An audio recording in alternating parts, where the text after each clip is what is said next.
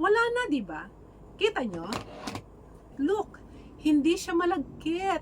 At yung hair ninyo is parang ang gaang lang din. Parang wala kayo nilagay. Kasi nga guys,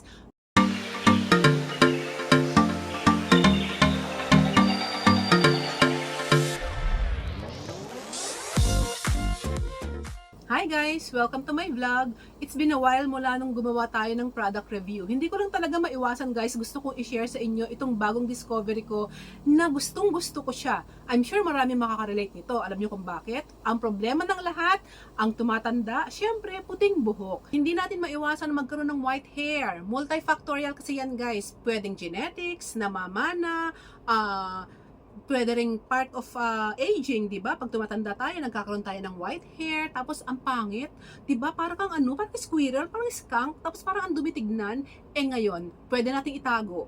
Actually guys, hindi lang basta sa mga tumatanda na or nagkakaedad na ang problema natin is puting buhok. Kahit yung mga bata ngayon, 'di ba, or mga teenagers pa lang meron na kagad silang puting buhok. And itong discovery ko is alam kong maraming matutuwa. Kasi ako guys, personally, ayaw ko nang yun nilalagay sa hair na pang-cover ng white hair na malagkit. Yun ang ayaw na ayaw ko, parang heavy sa hair, na pag ginanon mo siya is malagkit siya or magkakaroon ng stain sa kamay at parang matigas yung buhok. Yun ang hate na hate ko. Ayaw ko rin naman guys yung magpa-parlor lagi na magpapakolor ng hair kasi alam natin na ang laging nagpapakolor ng hair is masama rin may bad effect din sa health natin. Sabi nga ng mga iba, di ba, sa studies is medyo parang cancerous siya, ganon. So, play safe na lang ako always. Doon tayo sa safer side ng pagkukulay ng hair na hindi ko na kailangan pumunta sa parlor. Nakatipid ka na, safe ka pa. Yung health mo is safe pa. Eto na guys, i-share ko na sa inyo kung ano yon. Itong si Seviche, Seviche ba o Seviche? S-E-V-I-C-H. Hindi ko alam kung paano basahin, Seviche or Seviche. Ayan siya guys. Ang cute lang na nalagyan, square. Parang madaling bitbitin, madaling ilagay sa bag kasi nga ang liit niya, di ba? Parang compact powder lang siya. Buksan natin.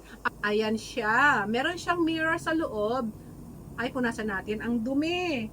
Kasi ginagamit ko talaga siya guys. Ayan. Ay! Nalaglag.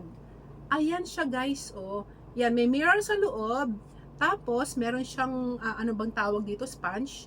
Ayan. Tapos, meron pa siyang double dito na hindi ito nakapatong mismo doon sa powder. Actually, powder ito guys eh. Hindi siya malagkit. Gaya nga na sinabi ko kanina. Powder siya. Kita nyo guys, oh, malapit na siyang maubos. Paano nyo gagamitin guys? Kailangan dry ang hair. Pakita ko muna sa inyo yung white hair ko. Itong problema ko lagi. Nakikita nyo yan guys. Diba namumuti ang pangit?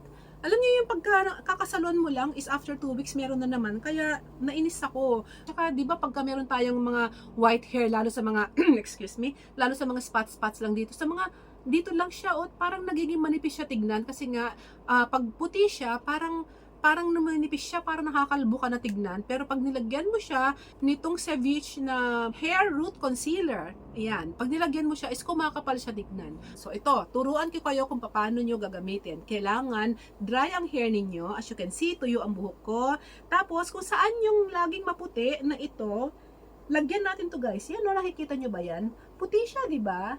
Lagyan natin, ilagay nyo yung kamay nyo here. Yan. Dump nyo lang, tapos ganyan siya guys, oh. Ayan. Ginagamit ko tong mirror na to, kaya kahit saan, pwede nyo kayo mag-apply. Kahit na minsan nasa labas kayo at nakalimutan nyo maglagay bago kayo lumabas ng bahay at nasa bag nyo lang. Ang bilis, di ba? Kahit saan. Kasi may mirror na siya, oh. Ayan, ganyan nyo lang. Kita nyo guys, nawawala. Ayan, na-cover na siya, di ba? Nakikita nyo ba? Yung white hair dito na bagong tubo, i-dump nyo lang. Actually, hindi siya magastos, matipid siya. Kaya matagal ko nang ginagamit kasi nga super tipid siya. Ganyan, yan lang, oh. Yan, dump. Tapos, dito nagkakaroon din ako dito eh. Dito. Ayan. Wala na, di ba? Kita nyo? Kita nyo guys, so nawala na yung white hair ko dito. Kita nyo? Tapos, look, hindi siya malagkit. At yung hair ninyo is parang ang gaang lang din. Parang wala kayo nilagay. Kasi nga guys, powder siya. Yun ang nagustuhan ko dito. Ang galing, di ba?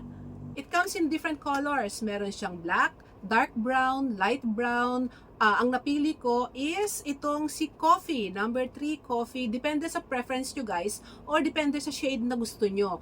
Or kung merong color ang hair ninyo, for example, medyo brownish siya, meron siyang light brown, at kung medyo gusto nyo naman, brown siya pero medyo dark, itong coffee is perfect for you. Parang natural lang ang dating niya. Itutuloy ko na muna ang pagko-color ng hair kasi meron pa ako dito sa side na ito at sa mga side na ito, marami pa. Hirap tumanda, no? So, if you are interested in this product, guys, just click the link down below para makita nyo yung complete details, full details, at kung magkano na rin ang price. Bye, guys! See you again next time!